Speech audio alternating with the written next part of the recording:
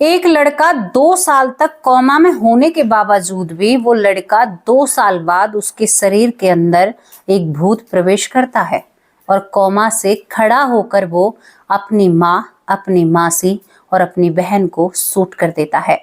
दोस्तों, पुलिस इस बात को मानने के लिए तैयार नहीं होती है, लेकिन जब ये स्टोरी दुनिया के सामने आती है तो दुनिया की पैरों तले जमीन खिसक जाती है। जो लोग कहते हैं कि नेगेटिव एनर्जी नहीं होती, मैं तो कहती हूँ कि भैया होती है और महसूस भी की है। मेरे परिवार ने कई बार मुझे लिखकर भेजा है कि दीदी हमारे साथ ऐसे हादसे हो चुके हैं। चलिए, आप लोग वेस्टर्न कल्चर को बहुत अपनाते हैं, मतलब मेरा परिवार नहीं, जो लोग नए मुझे देख रहे हैं या मेरे परिवार में जुड़े नहीं हैं, वो लोग वेस्टर्न कल्चर को, लड़कियां बिल्कुल कपड़े ना के बराबर पहनने लगी हैं। तो उसी वेस्टर्न कल्चर के लोगों की आपको एक घटना बताते हैं, जहां पर रूह हिला देने वाली, कलेजा मुंह को आने वाली घटना आज आप लोगों के सामने रखूंगी। कैसे कोमा में रहने वाला व्यक्ति, जिसका शरीर आधे में से भी आधा रह चुका था, जिसकी एक एक पसलियां आप गिन सकते हो, कैसे वो 17 साल का लड़का किसी की जान ले सकता है। क्या ऐसा हो सकता है, या उन लोगों की दिमागी हालत ठीक नहीं थी, या फिर यहाँ पर सच में ही कोई साया था? क्या आप उस साया से रूबरू होना चाहते हैं, उस घर को देखना चाहते हैं? तो आज भी वो घर अपना वजूद लेकर खड़ा हुआ है और उस घर को लोग दिन के वक्त उसमें महसूस करने के लिए आते हैं। क्या यहाँ पर सच में ही भूत रहते हैं? क्या हुआ था एक परिवार के साथ, जिसमें एक कोमा में रहने वाले लड़के ने अपने परिवार को शूट कर दिया था? क्या ऐसा हो सकता है? हाँ जी, बिल्कुल हो सकता है। चलिए, एक रोचक सी और डरावनी सी घटना आपको झंझोर कर रख देगी। आपको हमारे साथ अमेरिका चलना होगा। उस अमेरिका में चलना होगा जहाँ का वेस्टर्न कल्चर हमारे लोग बहुत अपनाते हैं और कहते हैं कि कूल लोग हैं वहाँ का तो बहुत अच्छा सिस्टम है। भैया, ऐसी बात नहीं है। जो चीजें जहां पर हैं, जो भारत में है, वही विदेशों में है। हमारे देश के बारे में तरह तरह की बातें करते हैं, लेकिन नहीं अपने गिरेबान में झांक कर नहीं देखेंगे। चलिए, उनकी हॉन्टेड जगह के बारे में आपको बताते हैं। आपको अमेरिका चलना होगा। अमेरिका के यहाँ पर लो आइलैंड पर आपको चलना होगा। बहुत अच्छी जगह है लो आइलैंड, और यहाँ पर बहुत अच्छे अच्छे लोग रहते हैं। बहुत सुंदर सुंदर यहाँ पर घर हैं, लेकिन ये बहुत पुरानी बात है। 1974 की बात मैं आपको बताने जा रही हूँ। दोस्तों, 1974 में यहाँ पर रोलान डिफोनिया जूनियर ने अपने पूरे परिवार को एक गन लेकर इस दुनिया से दूर भेज दिया था। इसी घर में, जो घर लो आइलैंड पर है। लो आइलैंड मतलब ये जगह है और बहुत अच्छी जगह है यहाँ पर अमेरिका में। इसमें बहुत अच्छा ये घर है। घर की फोटो साइड में है, वो फोटो आप देख लेना। अब यहाँ पर कहानी कहाँ से शुरू होती है? कहानी शुरू होती है 1974 से। 1974 में ये घर रोलान डिफोनिया जूनियर ने बनवाया था, जिसके परिवार में 6 लोग रहते हैं। इसका परिवार होता है और अखबार में सुर्खियां तब बटोरी जाती हैं जब एक दिन सुबह सुबह अखबारों में खबर आती है और मीडिया में खबर आती है कि जो रोलान जो यहाँ पर डिफोरिया जूनियर होता है, उसने अपने घर के 5 सदस्यों को सोते हुए गोली से शूट कर दिया। सबके पैरों तले जमीन खिसक जाती है। अब इस घर को सभी मनहूस बोलने लगे थे, भाई इस घर में किसी राक्षस का साया है। लेकिन बहुत सारे लोग ऐसे भी तो हैं, नहीं ऐसा कुछ भी नहीं है, सब झूठी बातें करते हैं, ऐसा हो सकता है। अब इन सब में एक महिला आती है और महिला का नाम यहाँ पर जुआन होता है। जुआन जो खुद होती हैं, उनकी एक बेटी होती है जिनका नाम जूलिया होता है, और दूसरी बेटी होती है जिनका नाम बेल बोकर होता है, और उनका एक बेटा होता है जेम्स, जो कि कोमा में रहता है। और कोमा में रहने के बावजूद यहाँ पर दोस्तों 1974 के बाद ये परिवार अब इस घर को खरीद लेता है, क्योंकि ये घर सस्ते में बेच रहा था। यहाँ पर इसकी बहन होती है कैडिस भी इसकी बहन होती है। वो इसी शहर में रहती है, यानी लो आइलैंड पर ही वो रहती है।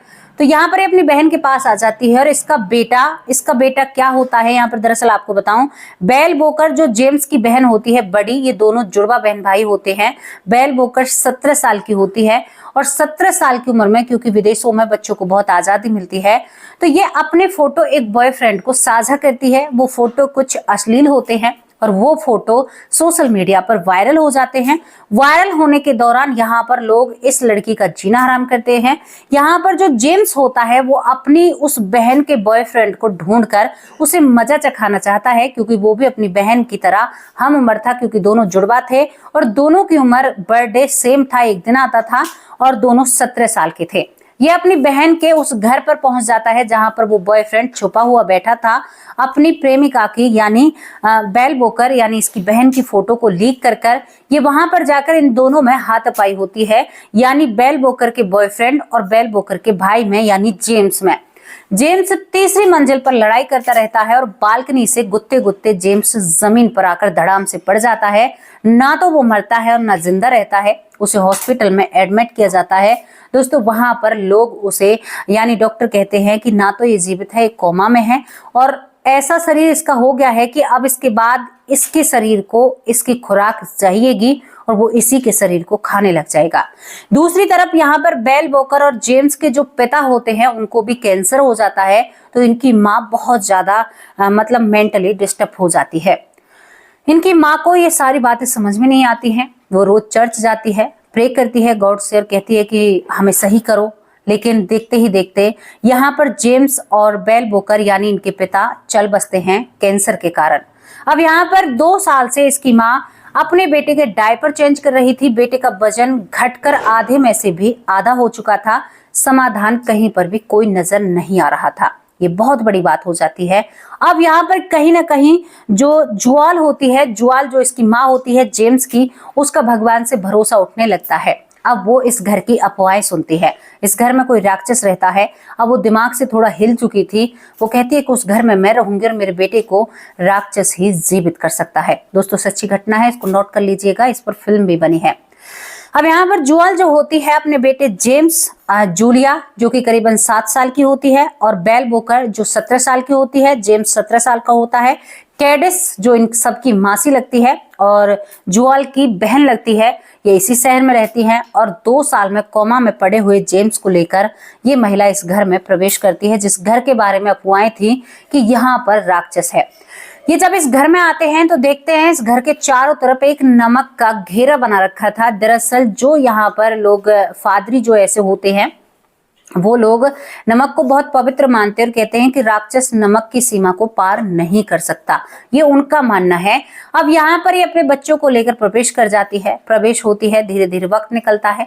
ये लड़की जो बेल बोकर है जब ये कॉलेज जाती है, कॉलेज का समय चल रहा था इसका, 17 साल की उम्र होती है, फर्स्ट ईयर था, तो वहां पर जाकर इससे कहा जाता है कि तुम उस राक्षस के घर में क्यों आई हो, क्या फायदा होने वाला है, मतलब इसके इस तरह के ताहने मारे जाते हैं। तो आकर ये अपनी माँ से कहती है कि माँ तुमने कैसा घर ले लिया है। माँ कहती है कि हम इसी घर में रहेंगे। माँ बच्चों को कुछ नहीं बताती है। 7 साल की यहाँ पर जो जूलिया होती है वो सबसे छोटी होती है। अब जूलिया रात के वक्त उठकर अपने भाई के बिस्तर पर बैठकर अपने भाई से बातें करने लगी थी। दोस्तों जो लड़का जिसके बारे में डॉक्टर ने घर आकर भी ये कह दिया था कि मिस जुअल आपको इससे उम्मीद छोड़नी होगी, ये नहीं बचेगा, इसके अंदर जान नहीं है, ये अपने शरीर को खुद ही खा रहा है, डॉक्टर से उल्टा लड़ जाती है। इस जेम्स की माँ अपनी बेटी को मारती है कि ये सब कुछ तेरी वजह से हुआ है, आज तेरा भाई बिस्तर पर है वो तेरी वजह से है। लेकिन यहाँ पर दोस्तों हलचल चल रही थी।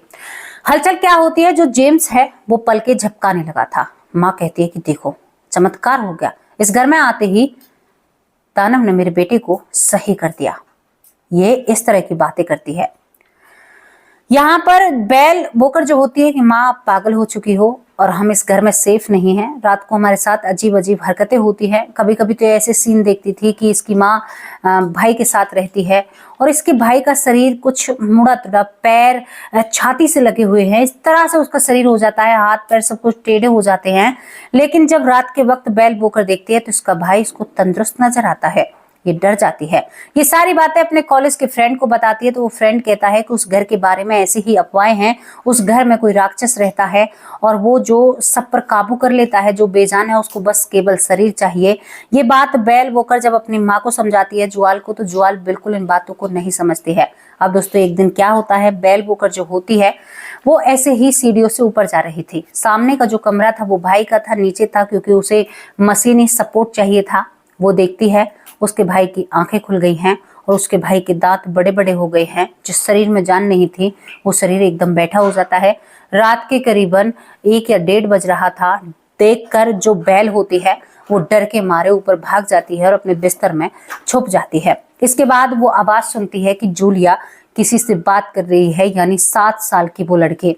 जब 7 साल की लड़की की आवाज पर बैल आती है तो उसको आवाज अपने भाई जेम्स के कमरे से नजर आती है, सुनाई देती है। वो धीरे धीरे नीचे सीढ़ियों पर उतरती है। उसे बहुत डर लगता है। दरअसल इस घर में जो 6 मृत्यु हुई थी वो करीबन रात को 3:30 बजे की गई थी उनके पिता के जरिए। उस समय में इस घर में बहुत सारी गतिविधियां होती हैं। जब जेम्स यानी बेल देखती है जेम्स के कमरे में तो देखती है कि उसकी 7 साल की बहन अपने भाई से बात कर रही है और वो भाई कह रहा है कि तुम अपनी सबसे फेवरेट डॉल मुझे ला कर दो। ये बात बेल वोकर को हजम नहीं होती है, लेकिन माँ इन सब बदलावों से बहुत खुश थी। वो कहती है कि तुम्हारा भाई जरूर ठीक होगा। एक माँ का मोह था या प्रेम था, दोस्तों डॉक्टर को बुलाया जाता है। जब डॉक्टर वहां पर आता है तो कहता है कि आपको मैं समझ में क्यों नहीं आ रहा, आपका बेटा नहीं बचेगा। लेकिन जब वो दिखाती है उसका बेटा आंख भी खोलता है और उसका बेटा तारों को इधर उधर घुमाता है। कभी कभी वो देखते थे कि यहाँ पर जो जेम्स था उसकी आंखों से आंसू निकलते हैं। जब वो आंसू को देखते हैं तो ये आंसू केवल बेल वोकर को ही नजर आते थे, यानी उसकी जुड़वा बहन को। किसी और को उसकी मतलब इन बातों से कोई लेना देना नहीं था। माँ केवल इस मोह में थी कि मेरा बेटा एक दिन जरूर चलेगा। दोस्तों इस घर के नीचे तहखाना होता है, जो तहखाना बिल्कुल जेम्स के कमरे के नीचे था और कुछ ना कुछ जेम्स के साथ जरूर हो रहा था, जो जेम्स की आंखों में आंसू आते हैं। अब क्या होता है कि माँ ये जेम्स अपने स्कूल में इन सारी बातों को करती रहती है। इस घर के बारे में अफवाह आसपास बहुत बड़ी फैली हुई थी।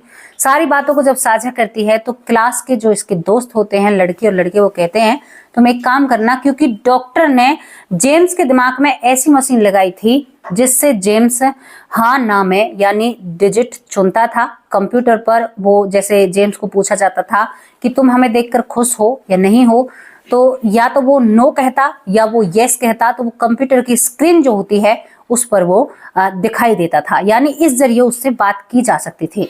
ये सब कुछ देखा था। यहाँ पर बेल वोकर अपने भाई से माफी मांगती है, भाई मेरी वजह से तुम इस बिस्तर पर हो, मेरी गलती है। तो वो अपनी बहन को दिमाग के जरिए संकेत देता है और उस कंप्यूटर की स्क्रीन पर बातें लिख जाती हैं कि कोई बात नहीं, तुम्हारी कोई गलती नहीं है। अब दोस्तों ने कहा था कि अपने भाई को पूछो कि क्या तुम सच में ही जेम्स हो या तुम्हारे शरीर में कोई और है। माँ बार बार हाथ उठा दिया करती थी 17 साल की लड़की पर, बेल वोकर पर। अब यहाँ पर बेल वोकर रात का इंतजार करती है, अपने भाई के कमरे में जाती है, उस कंप्यूटर की स्क्रीन को ऑन करती है, अपने भाई के सीने पर हाथ रखती है, हाथ को पकड़ती है। हाथ पैर बिल्कुल मुड़े पड़े थे, जैसे कोई बिना जान का शरीर जिसमें मांस नहीं हो, इस तरह का शरीर था। वो कहती है कि भाई क्या तुम सच में ही जेम्स हो। तो कंप्यूटर की स्क्रीन पर यस लिखा आता है। उसके बाद ये कहती है भाई क्या तुम्हारे शरीर पर किसी ने कब्जा कर रखा है। इसके बाद जेम्स जो लाइनें लिखता है उन्हें पढ़कर बेल वोकर के पैरों तले जमीन खिसक जाती है। वो कहता है कि हाँ, मेरे शरीर में दूसरी शक्ति भी प्रवेश करती है। बोल नहीं सकता था लेकिन दिमाग से लिखता है। इंग्लिश में लिखा था, मैं आपको हिंदी में बता रही हूँ। इसके बाद यहाँ पर ये कहती है कि भाई मैं तुम्हारी किस तरह से मदद कर सकती हूँ। वो कहता है कि प्लीज किल मी, मुझे मार दो वरना मैं तुम सबको मार दूंगा। ये शब्द पढ़कर बेल वोकर को समझ में आ जाता है कि इस घर में सच में ही कोई ऐसी चीज है जो हमें बर्बाद करने वाली है। अब बेल वोकर कहती है कि भाई मुझे माफ करना, तुम पक्का ये कह रहे हो। वो बार बार कंप्यूटर पर लिखता जाता है please kill me, please kill me, help me, help me, मेरी मदद करो। बेल वोकर यहाँ पर अपने भाई की जो सपोर्ट होती है, मशीन से ऑक्सीजन जो होती है उसे हटा देती है, नब्ज पल्स सब कुछ हटा देती है। इसके बाद तुरंत माँ आ जाती है। माँ अपनी 17 साल की बेटी को एक तमाचा रखती और कहती है कि तुम अपने भाई को मारना चाहती हो।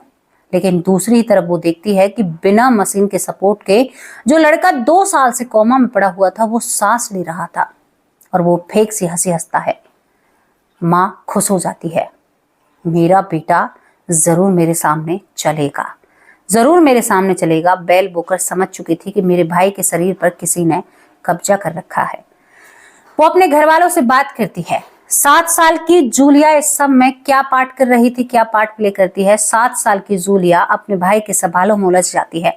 रात के वक्त वो अपने बिस्तर से उठकर अपनी छोटी बहन से बातें किया करता था। लेकिन इस बात पर कोई भी यकीन नहीं करता है कि वो तो कोमा में है। उसके हाथ पैर ऐसे सिकुड़े पड़े थे जैसे कोई गिटार नहीं होती है, इस तरह से मतलब टेढ़ा ऐसा हुआ था। अब दोस्तों इसके बाद क्या होता है, ये सब हो जाता है। बेल बोकर अपने यानी जो बेल होती है, लड़की होती है 7 साल की बेल, वो अपने परिवार को बचाना चाहती है। माँ की मानसिकता उसके समझ में आ चुकी थी। माँ एक दिन बेल को गले लगाकर कहती है, जो चुआल होती है, बेटा मेरी बात सुनो, मैं तुम्हारे भाई को अब राक्षस के जरिए बचाना चाहती हूँ। चाहे इस घर में भूत है, प्रेत है, हम इस घर को नहीं छोड़ेंगे। बेल कहती है कि मैं इस घर को छोड़ूंगी। और दोस्तों वो रात आ जाती है जब इसका भाई पूरी तरह से ठीक हो जाता है। इसका भाई उठकर अपने बिस्तर से उस तहखाने में जाता है। टेढ़ी मेढ़ी हड्डियां, दांत बाहर निकले हुए तहखाने में, लाल रंग का तहखाना था, उसकी दीवार को पकड़ता है और उसका शरीर घाव भर जाते हैं। शरीर एकदम तंदुरुस्त और फिट हो जाता है। और इससे पहले जो डॉक्टर यहाँ पर इस जेम्स की देखभाल कर रहा था, डॉक्टर ने यानी डॉक्टर को जेम्स ने डराकर भगा दिया था। डॉक्टर कुछ नहीं कह पाता है। इसके बाद उस रात वो ठीक होता है और उसकी माँ जो अपने पास गन रखा करती थी, उस गन को हाथ में लेता है जेम्स। सबसे पहले जेम्स अपनी छोटी सी बहन के कमरे में जाता है और उस कमरे में जाकर यहाँ पर बेल को सब कुछ समझ में आ चुका था। बेल ने अपनी छोटी बहन को जगाकर एक अलमारी के पीछे छुपा दिया था, खुद भी उसके साथ छुप रही थी और तकिए लगाकर बेड पर रख दिए थे। वो सूट कर देता है 7 साल की बच्ची को, लेकिन वहां पर बच्ची नहीं थी, गनीमत है। इसके बाद इनकी मौसी जो कैडिश होती है, कैडिश ने कहा था कि आज रात को 1-1:30 बजे मैं अपनी नौकरी से तुम्हारे घर आऊंगी। तो करीबन 1:30 से 2 बज रहे थे। यहाँ पर कैडिश जब आती है तो ये आतंक घर में चल रहा था। कैडिस जैसे ही दरवाजे में इंटर होती है, वो देखती है कि यहाँ पर जो जेम्स था वो अपने पैरों पर खड़ा था और उसके हाथ में एक गन होती है। जो लड़का कोमा में था, जिसका शरीर बिल्कुल ऐसा लग रहा था कि अभी सड़ जाएगा या बिगड़ जाएगा, वो लड़का खड़ा था और बहुत तंदुरुस्त लग रहा था, मानो बिल्कुल इसे कोई प्रॉब्लम ही ना हो। और वो अपनी मौसी को यानी मासी को, जो कैडिस होती है, उसे सूट कर देता है। ये बहुत डरावनी बात थी। ये सारी सूट की आवाजें, यानी जो वहां पर सब कुछ तांडव चल रहा था, ये चुआल यानी इनकी माँ जो होती है, उनके कानों में ये आवाजें पड़ रही थी। वो दरवाजा खटखटाती है, खोलो दरवाजा खोलो। इसके बाद जेम्स अपनी माँ के कमरे में जाता है। माँ के कमरे में जाकर माँ कहती है, जेम्स तू खड़ा हो गया, मेरा सपना पूरा हो गया बेटे, मैंने तुम्हें पा लिया। लेकिन जेम्स दूसरे ही पल अपनी माँ पर वो बंदूक तान कर खड़ा हो जाता है और कहता है, माँ तुमने मेरे लिए बहुत कर लिया। यानी उसके अंदर एक राक्षस होता है। और दोस्तों यहाँ पर वो अपनी माँ को शूट कर देता है। शूट करने के बाद कंफर्म करने के लिए माँ को बिस्तर पर लेटाता है और दोबारा से शूट करता है। इसके बाद यहाँ पर जो बेल होती है, वो जूलिया यानी 7 साल की बहन से कहती है कि तू बाहर जा और भाग जा, बाहर एक घेरा है, उससे बाहर निकल जाना, मैं तुम्हें वहीं पर मिलती हूँ। पड़ोसियों से कहना पुलिस को जल्दी से जल्दी यहाँ पर बुलाएं। लेकिन तभी यहाँ पर जूलिया इस जेम्स के हाथों में पड़ जाती है। जेम्स अपनी 7 साल की बहन को अपने साथ ले जाता है और वो जूलिया उसकी बातें मान रही थी और कहता है कि चलो मैं तुझे सुला देता हूँ। दोस्तों जेम्स अपनी बहन को सुलाता है और कहता है कि जूलिया मैं तुम्हारे साथ एक गेम खेलना चाहता हूँ। जो जेम्स 2 साल से कोमे में था, वो अपनी बहन को 7 साल की बहन को बिस्तर पर लिटाता है और लिटाने के बाद कहता है कि अब तुम करवट ले लो। लेकिन तभी यहाँ पर बेल आ जाती है और बेल अपने भाई को लेकर खिड़की से दोबारा अपने घर से नीचे कूद जाती है। अब बेल भाई के ऊपर होती है और जो राक्षस उसके अंदर था वो कमजोर हो जाता है। वो कहता है, बेल मुझे घर के अंदर लेकर चलो। यानी जेम्स कहता है, मुझे घर के अंदर ले चलो, मुझे अपना शरीर सही करना है, मुझे घर के अंदर ले चलो। वो रोने लगता है, गिड़गिड़ाने लगता है, यानी इमोशनल अपनी बहन को पिघला रहा था। तभी वो उसके हाथ को कसकर पकड़ लेता है और कई आवाजों में कहता है, घर लेकर चलोगी, नहीं लेकर चलोगी, मुझे अपना शरीर बनाना है। यहाँ पर बेल समझ जाती है और बेल अपने भाई जेम्स को हाथ पकड़कर उस गहरे से बाहर ले जाना चाहती थी ताकि उसके अंदर से शैतान निकल सके। दोस्तों यहाँ पर बेल कामयाब हो जाती है और अपने भाई को बहुत जोर से खींचती है। वो घास को पकड़ता है, हाथ को पकड़ता है, उसके शरीर पर कपड़े नहीं थे और वो चिल्लाता है, नहीं मुझे घर के अंदर जाना है, तुमने पहले भी मेरे साथ गलत किया, तुम अब ऐसा नहीं कर सकती। लेकिन यहाँ पर बेल बिल्कुल भी जेम्स की बातें नहीं मानती है और जेम्स को उस घेरे से बाहर कर देती है। बाहर करते ही जेम्स का शरीर बिल्कुल छुआरे की तरह सूख जाता है, मानो उसके अंदर से सब कुछ निकल गया और उसके आखिरी शब्द होते हैं, थैंक यू मेरी सिस्टर। इन बातों को कहकर उसके प्राण निकल जाते हैं। दोस्तों तभी यहाँ पर बेल को लगता है कि मेरी छोटी बहन जूलिया इस दुनिया से जा चुकी है, मैं अकेली बची हूँ। लेकिन तभी यहाँ पर जूलिया अंदर से आती है और कहती है कि बेल तुमने सब कुछ सही कर दिया, 7 साल की बच्ची थी, और आकर अपनी बहन के गले लग जाती है। तभी यहाँ पर बेल कहती है कि बेबी देखो सब कुछ अच्छा हो चुका है, अब यहाँ पर पुलिस आएगी और पुलिस को जो जो हम कहेंगे वही बताना है। यहाँ पर पुलिस को जब बयान दिए जाते हैं, पुलिस से कहा जाता है कि भाई ये सब कुछ जेम्स ने किया है, तो ये पुलिस मानने के लिए तैयार नहीं होती। लेकिन जब सबूत जुटाए जाते हैं तो जो वो बंदूक थी यानी जिससे उसने शूट किया था उस पर जेम्स के ही निशान होते हैं। डॉक्टर हैरान हो जाते हैं कि जेम्स ऐसा कैसे कर सकता है, उसके निशान कैसे हो सकते हैं। कुछ सबूतों के साथ छेड़छाड़ की है क्योंकि जेम्स का शरीर लग ही नहीं रहा है, वो इतना बड़ा काम कर सकता है। लेकिन 7 साल की जूलिया और बेल दोनों यही बात कहती हैं कि हमारे साथ पूरी रात भर यही दुर्घटना हुई, हमारे 2 साल कोमा में रहने वाले भाई ने हमारे साथ ये सब कुछ किया, मासी और माँ को उसी ने मारा। और दोस्तों इस घर को दोबारा से बंद कर दिया जाता है। जो घटना 1974 में हुई वो घटना उसके 10 साल बाद फिर घटित होती है। और इस घर में अब और जो लोग रहते हैं तो कुछ कराकर या इस घर के नाम को बदलकर, ताकि लोग यहाँ पर लोगों को परेशान ना करें, क्योंकि ये एक हॉन्टेड जगह में आता है, तो इस घर को इस तरह से किया जाता है। इसके ऊपर एक मूवी भी है और जो हॉरर हाउस के नाम से वो मूवी रिलीज हुई है, यानी अमिटीविल हॉरर हाउस नाम की एक किताब भी लिखी गई है। इस घर का नाम अमिटीविल हॉरर हाउस इस घर का नाम है, जो लॉन्ग आइलैंड पर है। और दोस्तों एक घटना सच्ची है, इस घटना ने बहुत लोगों को झंझोर कर रख दिया और इस घर के नाम स्थान सब कुछ बदल दिए गए हैं। इस घर को तोड़कर दोबारा बनाने की कोशिश की गई है, लेकिन कुछ जरूरी सरकार की रुकावटों की वजह से इस घर को नहीं तोड़ा जाता है। कोशिश करते हैं लेकिन नहीं तोड़ा जाता और यहाँ पर ये परिवार इस तरह से बर्बाद हो जाता है। दोनों बहनों के ऊपर कानूनी कार्रवाई पूछताछ होती है, लेकिन दोनों बहनें उनके खिलाफ कोई सबूत नहीं मिलता है, क्योंकि गन पर जो निशान थे वो भाई के थे और वो भाई कोमा में जाने के बाद उसकी मृत्यु हो चुकी थी।